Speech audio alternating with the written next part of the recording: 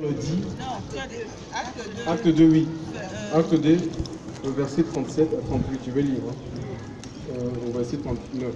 Il est dit, après avoir entendu ces choses, il eut le cœur transpercé et dit à Pierre et aux autres apôtres, hommes frères, que ferons-nous? Et Pierre leur dit, repentez-vous et que chacun de vous soit baptisé au nom de Jésus-Christ pour obtenir le pardon de vos péchés, et vous recevrez le don du Saint-Esprit. Car la promesse est pour vous, pour vos enfants, pour ceux qui sont au loin, en aussi grand nombre que le Seigneur notre Dieu les appellera. Donc je voudrais qu'on sache cet après-midi qu'en tant qu'Église, il ne faut pas faire de vous cette réalité que ce n'est pas nous qui attirons les gens. Ça, c'est l'œuvre du Saint-Esprit. Alléluia. C'est l'Esprit de Dieu qui convainc de péché, de justice et de jugement. L'apôtre, notre rôle à nous, c'est de prêcher le message de Christ, c'est de présenter la foi aux gens. Alléluia. Il a prêché quoi? La repentance. Alléluia. Donc le changement.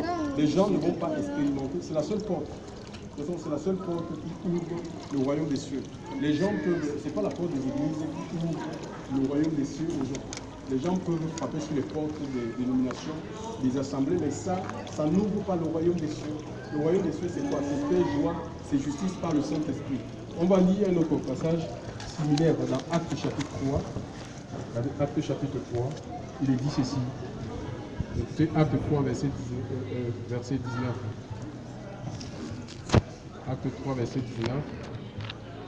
Repentez-vous donc et convertissez-vous afin que vos péchés soient effacés, afin que les temps de rafraîchissement viennent par la présence du Seigneur et qu'il envoie celui qui vous a été auparavant annoncé, c'est-à-dire Jésus-Christ.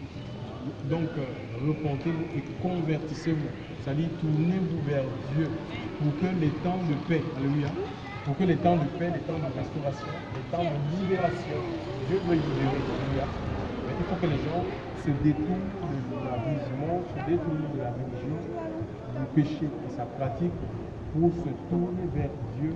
Alors Dieu va donner ce qu'on appelle apporter dans ses vies le repos, la tranquillité, l'épanouissement. Gloire à Dieu. Donc nous allons demander comment que Dieu nous saisisse. On a vraiment besoin de la sagesse. On ne force pas aux gens. Il ne s'agit pas d'harceler les gens, vraiment qu'on soit dans l'esprit de Dieu et parler avec précision pour pouvoir atteindre les cœurs. Donc, si nous avons prié, le Seigneur, c'est tout pour nous.